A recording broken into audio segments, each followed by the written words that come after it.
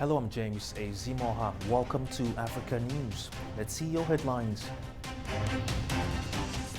Joint search teams recover second missing U.S. soldier in Morocco.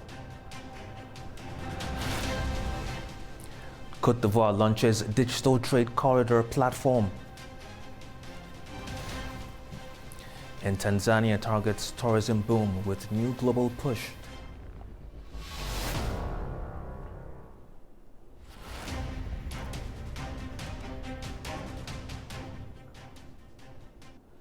The body of a second missing U.S. service member has been recovered in Morocco near a coastal cliff, according to the U.S. Army and Moroccan Armed Forces. Search teams found the remains near Cap Dra in Morocco following days of joint recovery operations. The soldier has been identified as Specialist Maria Collington, aged 19. She went missing during the exercise earlier this month alongside another U.S. service member. Officials say more than 1,000 U.S. and Moroccan personnel took part in the search. The recovery comes after the body of the first soldier was found last week on May 9th. Both service members are now being returned to the United States.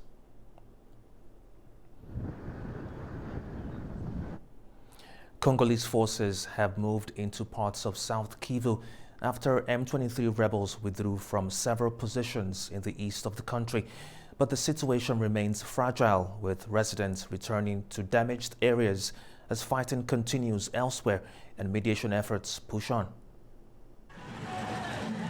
Congolese army troops and allied Wazalendo fighters have deployed in the Ruzizi Plain in Eastern Democratic Republic of the Congo after M23 rebels withdrew from several positions in South Kivu province.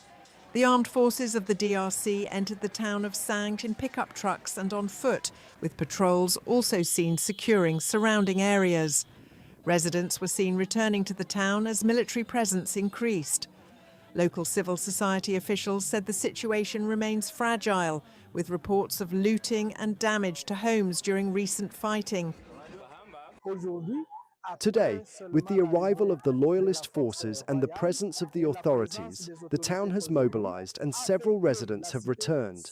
We appeal to the Congolese government and to partners to come to the aid of the population, which remains unstable until now because some residents have seen their belongings looted and several houses have been destroyed.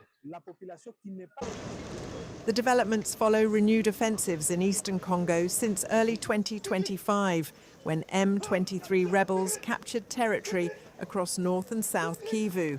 Although some positions have now been abandoned, fighting continues in other parts of the region. Damaged buildings and abandoned equipment were visible in areas previously held by the rebels. Regional and international mediators continue efforts to push forward peace talks between Congo, Rwanda and M23-linked groups. Now, Côte d'Ivoire is trying to bring Sahel trade back through Abidjan with a new digital customs platform for cargo movements. The system is designed to cut delays, improve transparency, and rebuild confidence in a key regional corridor linking the port with Burkina Faso and Mali. Côte d'Ivoire is seeking to improve efficiency in regional trade with the launch of a digital customs platform for cargo movements. The platform aims to streamline cargo transport from the port of Abidjan to Burkina Faso and Mali. Under the initiative, geolocated cargo information will be transmitted electronically from Abidjan directly to destination offices in the capitals of the two Sahel nations, strengthening the security and efficiency of trade corridors. We no longer need this visa because traceability and transparency are now guaranteed electronically. We have better oversight of transactions between our countries.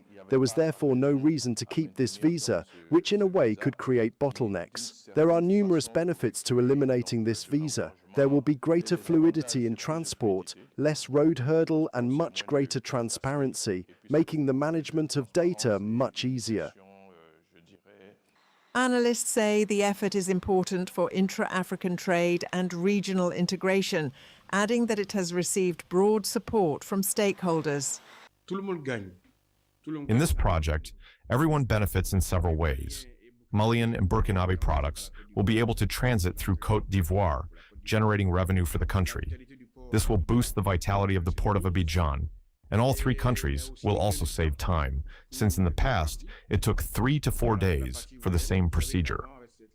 There is also a financial benefit for Mali and Burkina Faso, as they used to spend a great deal of money transiting through the port of Lomé.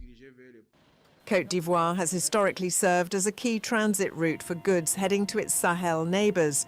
However, recent regional tensions have pushed landlocked Burkina Faso and Mali towards the port of Lomé in Togo for commodity trade. Authorities hope the new initiative will help rebuild trust and encourage partners to return to the Abidjan corridor.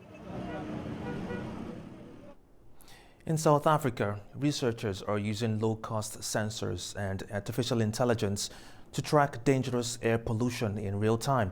The project is being tested in Cairns, where residents say smog from industry, transport and open fires is already affecting daily life. As the sun rises over Cairns, a thick layer of smog blankets the community. The culprits: heavy industry, mines exceeding emission limits, carbon-heavy transport, a landfill, and the widespread use of fires for burning waste and keeping warm. It's too bad for the atmosphere to be affected by the pollution, because our community are hardly breathing because of this pollution. There's a lot of burnings around, so which is some of people getting affected by these things. Others are having the lungs issues because of the smoke they're breathing every day. South Africa's heavy reliance on coal-generated electricity makes it one of the most carbon-intensive countries in the world. But until recently, there's been no way to measure exactly what residents of Cairns are inhaling. A team of physicists from Wits University has developed a solution using low-cost sensors placed in homes and industrial zones to track urban air quality in real time. We're trying to deploy about 500 systems all across Gauteng, and then from there on, once we have Gauteng as the most surveyed city in Africa actually, then we would move on to other cities like, for instance, the Western Cape and Cape Town, Mossel Bay and so forth. The data feeds into a central dashboard that detects pollution spikes in monitored areas and can be accessed directly from a mobile phone. We also integrated artificial intelligence so that it can take that data that we're measuring, make sense of it, reason, and then send alerts to say, if you're in this particular area and you're under a cloud of air pollution, perhaps it would be better to move out or maybe wear a mask. Psychology and sociology student Pila Change says his asthma worsened after moving to Johannesburg a year ago to study. He believes the new technology will make a real difference. By people being warned by the fact that, there's a spike in pollution within the specific area they're in, then they can actually take the necessary prevention to actually stop them from getting sick, especially as students. I know with me, when I was sick with a chest infection, I would often have to miss my tutorials and lectures. This project has already drawn global attention, but more importantly, it could finally close the accountability gap that has allowed polluters to operate largely unchecked, revealing the true human and economic cost of dirty air. Now, Tanzania is looking beyond its famous safari routes as it pushes for 8 million international visitors a year by 2030. With China, Russia and India now seen as a key growth market, the question is whether new air links, targeted promotion and the lesser-known Southern Circuit can turn ambition into wider economic gains. Here's more.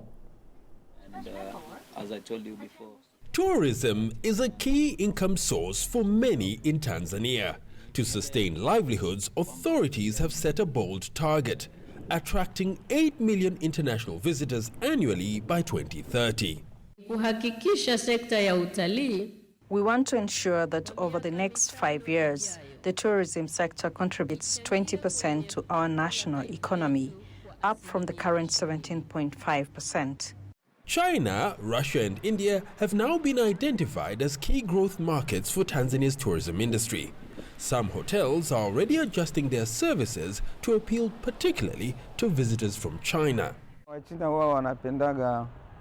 Chinese tourists prefer using booking platforms from their home country, so we're planning to join those platforms.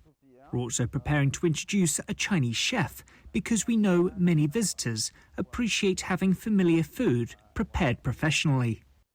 This year, authorities are targeting a similar haul to last year's 5.9 million visitors, potentially bringing in $6 billion in revenue, significantly more than the record $4.2 billion made last year. Tourism officials believe this target is supported by better air connections, aggressive international marketing campaigns, and rising demand for luxury safari and beach experiences.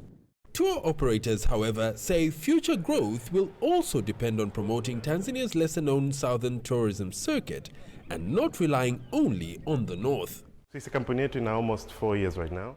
We've been in the industry for almost 4 years, attending local and international tourism fora. What we see is that most tourism promotion has focused on Serengeti, Ngorongoro, and Kilimanjaro.